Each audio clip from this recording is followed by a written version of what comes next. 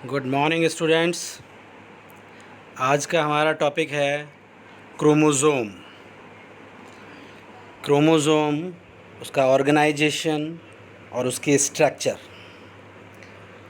अभी हम बात करते हैं क्रोमोज़ोम के पूरे ओवरव्यू, यानी कि जनरल फीचर्स क्या हैं क्रोमोज़ोम्स के, क्या शेप, साइज़, पोजीशंस, नंबर क्या क्या है, उसके बारे में हम वन बाय वन करके बात करते हैं।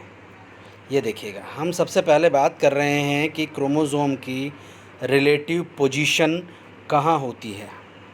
अभी हमने अपनी पिछली क्लास में पढ़ा था कि न्यूक्लियस के अंदर होता है chromatin network. Is it clear? ये न्यूक्लियस है और इसके अंदर होता है क्या? Chromatin network. और क्रोमेटिन नेटवर्क में क्या होते हैं? क्रोमोज़ोम्स। यानी कि जब सेल डिवीज़न करती हैं तो क्रोमोज़ोम छोटे और मोटे हो जाते हैं, जिन्हें हम क्या कहते हैं? क्रोमोज़ोम। आप देखिए, यानी इनकी पोजीशन हो गई न्यूक्लियस के अंदर। ये है क्रोमोज़ोम। देखिए ये क्रोमोज़ोम को, इस क्रोमोज़ोम्स में आप देख रहे हैं ये एक सेंट्रोमियर है और ये इसकी आर्म्स हैं, भुजाएं हैं। और अगर मैं देखूं क्रोमोज़ोम के अंदर तो हाईली कॉइल्ड है। कौन? DNA.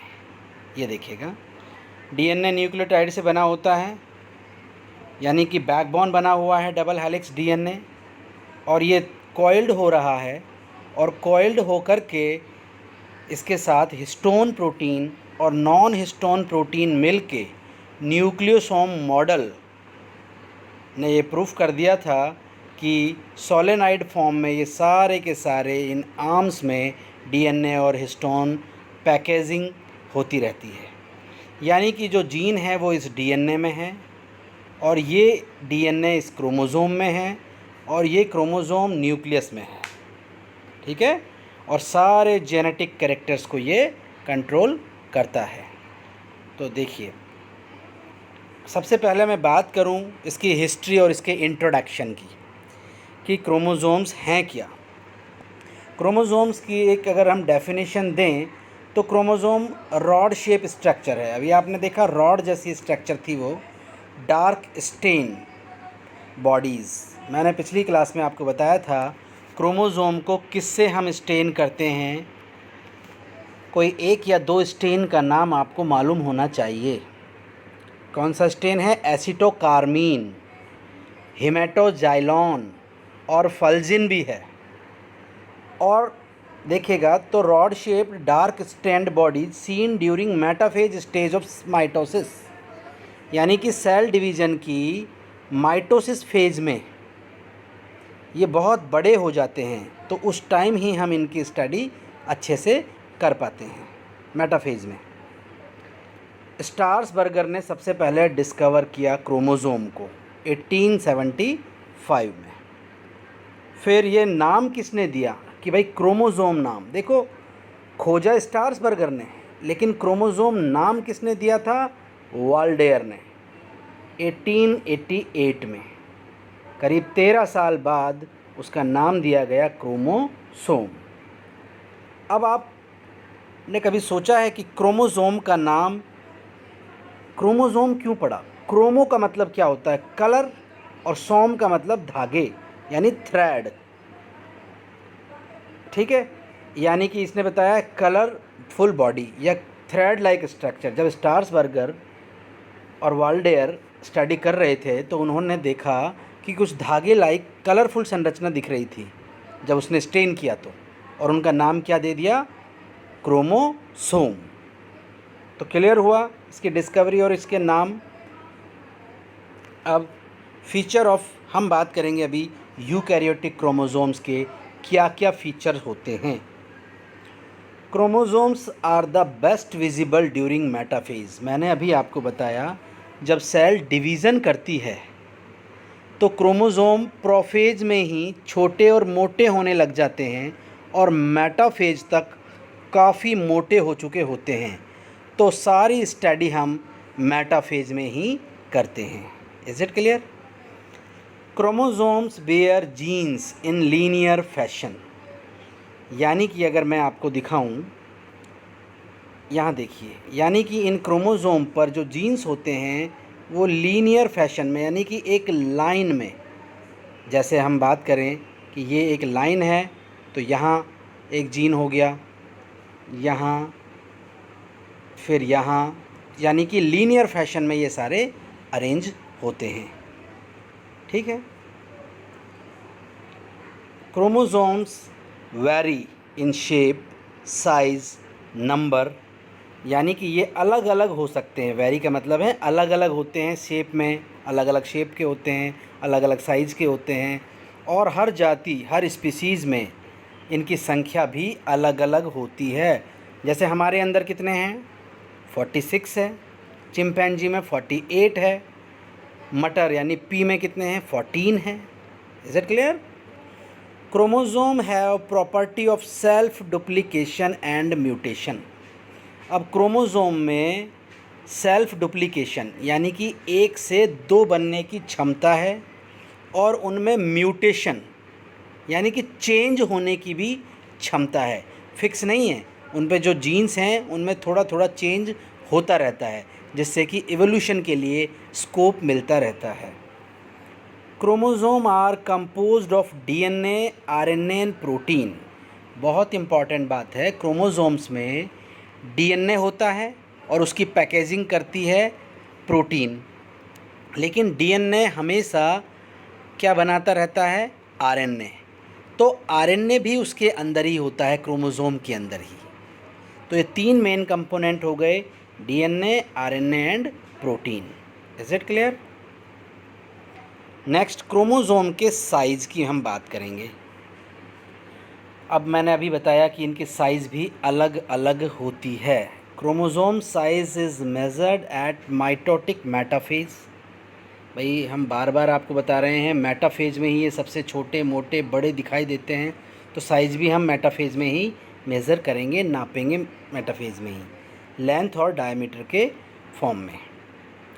Plant usually have longer chromosome. जो प्लांट के क्रोमोसोम होते हैं वो बड़े बड़े होते हैं एज़ कम्पेयर टू एनिमल, यानी कि हमारे क्रोमोसोम की तुलना में पादपों के क्रोमोसोम बड़े बड़े होते हैं। प्लांट क्रोमोसोम्स आर जनरली, देखो एक साइज़ दिया है, रफ़ साइज़, कि कितनी रेंज तक प्लांट का क्रोमोसोम होता है। 0.8 माइक्रोन से 7 माइक्रोमीटर तक length, whereas animal chromosome are 0.5 to 4 micrometer in length. तो आप देख सकते हो एज़ कंपेयर टू प्लांट हमारे क्रोमोसोम्स हैं जो साइज़ में कैसे हैं, छोटे हैं। Chromosome size varies from species to species, यानी कि हर स्पीसीज़ में भी क्रोमोसोम का साइज़ होगा वो अलग अलग होगा, सभी स्पीसीज़ का एक समान नहीं होगा। नेक्स्ट आप देखें क्रोमोसोम का शेप कैसा होगा क्रोमोसोम का। Shape of chromosome generally determined by the position of centromere. एक बात को आप जान लो, क्रोमोसोम में होता है सेंट्रोमियर। उस सेंट्रोमियर की पोजीशन, चलो मैं एक बार आपको दिखाता हूँ। देखिए, ये एक क्रोमोसोम है जिसमें ये है सेंट्रोमियर। ये सेंट्रोमियर कहाँ है, इसकी पोजीशन कहाँ है, उसके बेसिस पे ही इनको हम बता सकते हैं कि क्रोमोसोम कितने टाइप के होंगे। तो आप यहाँ देखें, मैं आपको दिखाता हूँ क्रोमोसोम का जो शेप है, जो ये देखिए, अगर ये सेंट्रोमियर एकदम सेंटर में होगा तो ये क्रोमोसोम कैसा होगा, मेटासेंट्रिक होगा।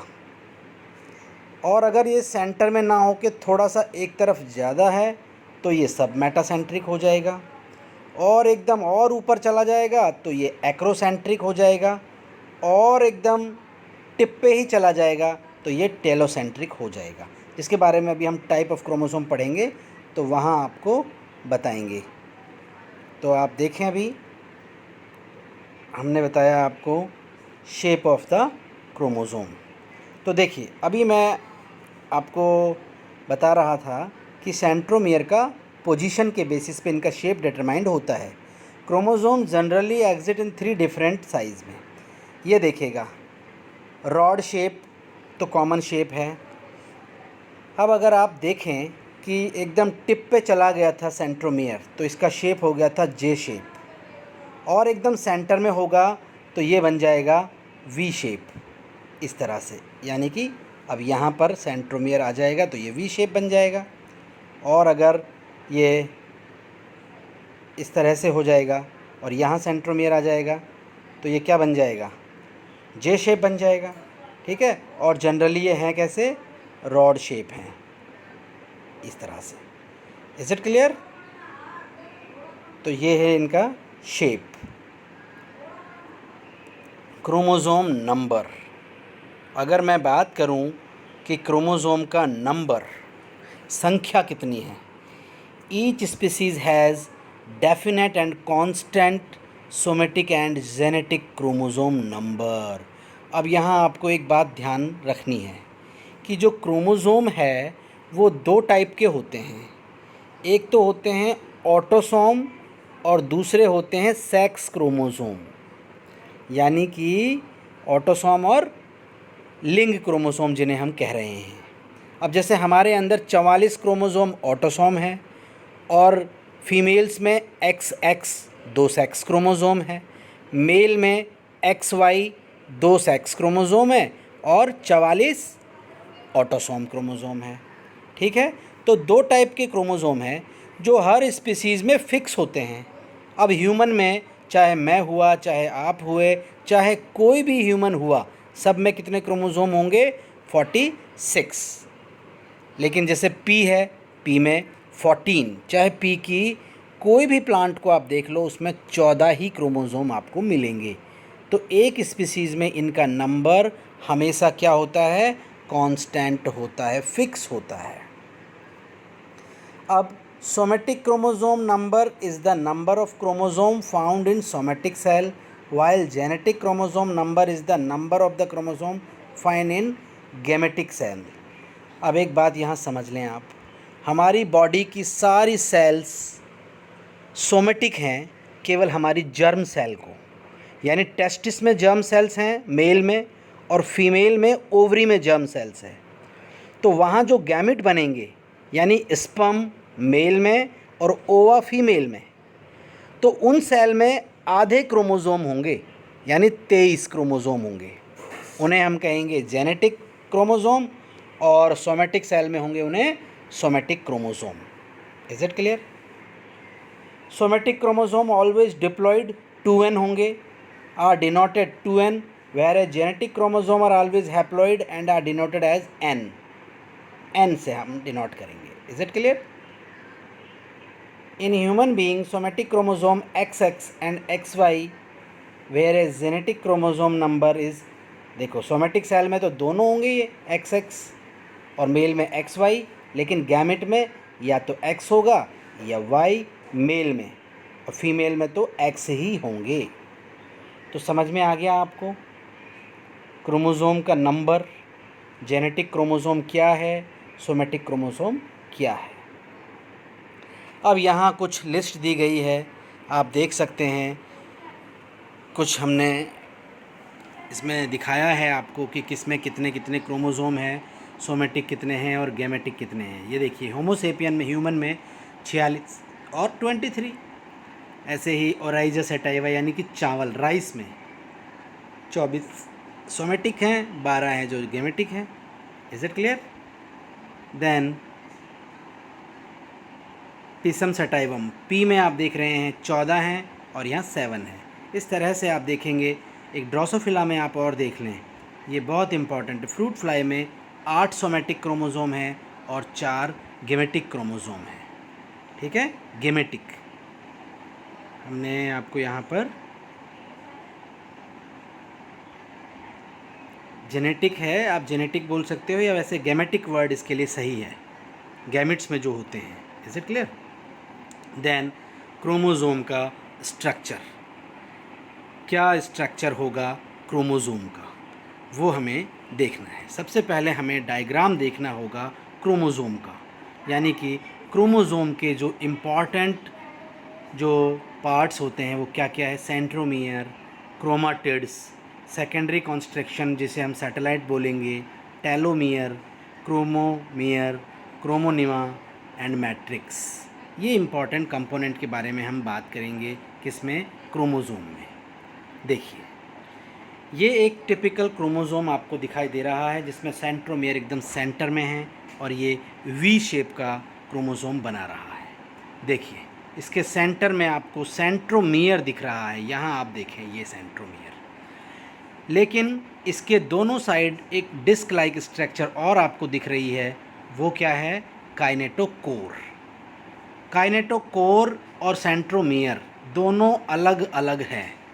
सेंट्रोमियर क्रोमोज़ोम के साथ जुड़ा हुआ है जबकि काइनेटोकोर सेंट्रोमियर से जुड़ा हुआ है। डिस्क लाइक स्ट्रक्चर है जो सेल डिवीज़न के टाइम में स्पिंडल से जुड़ेंगे। ये स्पिंडल फाइबर जो बनेंगे ये जुड़ेंगे काइनेटोकोर से, सेंट्रोमियर से नहीं जुड़ेंगे, ये काइनेटोकोर से जुड़ेंगे। तो दोनों में आपको डिफरेंस समझ में आना चाहिए कि सेंट्रोमियर अलग है और काइनेटोकोर अलग है। Is it clear? तो पहली बात आपने देखी। दूसरा आप देख रहे हैं ये क्रोमोज़ोम की आर्म्स हैं, ये क्रोमोज़ोम की आर्म है एक, ये दूसरी है, तीसरी है, चौथी आर्म्स है। एक चीज़ यहाँ इम्पॉर्टेंट है, उसे आपको देखना होगा, क्या कि जो क्रोमोज़ोम के टिप होते हैं वो हमेशा होते हैं telomeres. Is very very important. ये टीलोमर्स क्या करते हैं, ये टीलोमर्स किसी दूसरे क्रोमोज़ोम से इनको चिपकने नहीं देते हैं, यानी कि स्टिकिंग को प्रिवेंट करते हैं। अदर क्रोमोज़ोम से ये स्टिक नहीं हो पाते हैं अगर उनके टिप पर क्या हैं, टीलोमर्स हैं। तो अब आप देख रहे हैं इन क्रोमोज़ोम की आर्म है जो, इसके अंदर भरा हुआ है क्रोमैटिन नेटवर्क, जिन्हें हम कह रहे हैं क्रोमैटिड्स। मैं एक और आपको डायग्राम दिखाना चाहता हूँ। देखिए, जो क्रोमोज़ोम, यहाँ देखिए आप क्रोमोज़ोम को, इस क्रोमोज़ोम को अगर आप गौर से देखेंगे तो इसमें यहाँ देखें आप, ये सेंट्रोमियर होगा और ये हैं जो आर्म्स आपको दिखाई दे रही हैं। इन आर्म्स के अंदर डीएनए है जो एक्सट्रीमली कॉइल्ड है और साथ में हिस्टोन प्रोटीन इसके अंदर भरा हुआ है, नॉन हिस्टोन भरा हुआ है और लगातार आरएनए बन रहे हैं, वो भी इसके अंदर उपस्थित है। Is it clear? तो आप देख सकते हैं कि इसके अंदर एक डीएनए भी आपको दिखाया गया है। तो ये आर्म्स हैं। अब इसकी डिटेल्ड स्ट्रक्चर को हम देखते हैं। तो ये देखिए क्या क्या इसमें पार्ट हैं। सबसे पहले centromere, it is localised region of the chromosome with which spindle fibre attached. अब एक बात यहाँ ध्यान दो, मैंने अभी आपको बताया सेंट्रोमियर पे जुड़ा हुआ है काइनेटोकोर, तो जो स्पिंडल फाइबर होंगे वो सेंट्रोमियर पे नहीं जुड़ेगा, वो काइनेटोकोर पे जुड़ेगा। लेकिन वो काइनेटोकोर पूरी तरह किससे जुड़ा हुआ है, सेंट्रोमियर से। तो हमने यहाँ बोल दिया है ये क्या करेंगे, spindle fibre attached known as centromere और प्राइमरी कॉन्स्ट्रक्शन और काइनेटोकोर। एक क्रोमोज़ोम में वो जो ये धंसा हुआ प्लेस है या नहीं है, इसलिए इसको हम क्या बोल रहे हैं, जहाँ सेंट्रोमियर होता है उसको प्राइमरी कॉन्स्ट्रिक्शन और काइनेटोकोर, जहाँ सेंट्रोमियर होगा। अब एक यहाँ से भी धंसा हुआ हो सकता है ये, तो उसको हम बोल देंगे सेकेंडरी कॉन्स्ट्रिक्शन, ठीक है, जो इसमें नहीं है। देन क्रोमाटिड, अब हम बात कर रहे हैं क्रोमेटिड की। मैंने अभी आपको बताया one of the two distinct longitudinal सब unit of chromosome is called chromatid. जो आर्म है, पूरी आर्म्स के अंदर आप देखेंगे क्रोमेटिन नेटवर्क भरा हुआ है, जिन्हें हम क्रोमेटिड कह रहे हैं। Chromatid are of two types, sister chromatid and non sister chromatid. यहाँ आप ध्यान दें, ये एक ही, इसके अंदर भी अभी आप देखेंगे दो आर्म बनेंगी। जब ये डिवीज़न करेगा सेल डिवीज़न के टाइम, तो आप उन्हें बोलेंगे सिस्टर क्रोमेटिड। जबकि ये इसके ये और ये दोनों क्या हैं, नॉन सिस्टर क्रोमेटिड। और इसके अंदर ही जो दो आर्म हैं वो क्या हैं, सिस्टर क्रोमेटिड। और इसके अंदर जो दो हैं वो भी सिस्टर क्रोमेटिड है। लेकिन इसके अंदर एक और इसके अंदर एक, ये दोनों क्या हैं, नॉन सिस्टर क्रोमेटिड हैं। ठीक है, तो आप देखिए, मैं यहाँ आपको एक डायग्राम से आपको कोशिश करता हूँ दिखाने की। इस पर डायग्राम ये देखिए, अगर मैं मान लूँ कि ये 4 आर्म्स, आपको ये सेंट्रोमियर है, एक आर्म ये थी, एक ये थी, तो ये दोनों क्या हैं, सिस्टर हैं, और ये दोनों सिस्टर हैं, लेकिन इसकी ये और इसकी ये दोनों क्या हैं, नॉन सिस्टर क्रोमेटिड है, ये दोनों non sister. Is it clear? चलिए, सेकेंडरी कॉन्स्ट्रिक्शन मैंने अभी आपको बताया कि उसके अलावा, अगर प्राइमरी कॉन्स्ट्रिक्शन के अलावा some chromosome exhibit secondary constriction in addition to primary constriction, यानी कि प्राइमरी कॉन्स्ट्रिक्शन के साथ साथ उनमें सेकेंडरी कॉन्स्ट्रिक्शन भी होता है। The chromosomal region between telomere is called satellite. अब आप यहाँ देखें, अगर मैं आपसे कहूँ कि ये एक कॉन्स्ट्रिक्शन है और एक कॉन्स्ट्रिक्शन यहाँ है, तो ये हो जाएगा सेकेंडरी कॉन्स्ट्रिक्शन। जहाँ सेंट्रोमियर है वो क्या है, प्राइमरी कॉन्स्ट्रिक्शन, ये secondary constriction.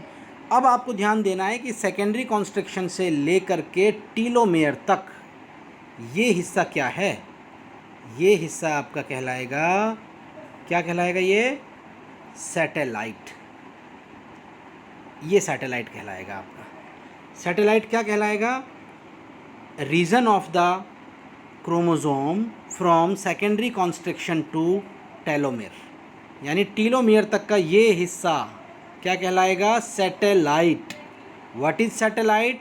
Satellite is the part of the chromosome from secondary constriction second to telomere. ये होगा आपका क्या, satellite. The chromosome having satellite, और जिन क्रोमोसोम में सैटेलाइट होगा वो क्रोमोसोम कहलाते हैं सैटेलाइट क्रोमोसोम। ठीक है। अभी टीलोमर मैंने आपको बताया, the end of the chromosome are called telomeres. Telomeres are highly stable, they do not fuse और unite with telomere of other chromosome. मैंने आपको पहले ही बताया है कि टीलोमर्स क्या होते हैं, क्रोमोसोम के टर्मिनल्स होते हैं, टिप्स होते हैं जो बहुत स्टेबल होते हैं और दूसरे क्रोमोसोम से इसको जुड़ने नहीं देते हैं। फिर है आपका chromomere. Chromosome of some of the species show small beaded like structure called chromomeres.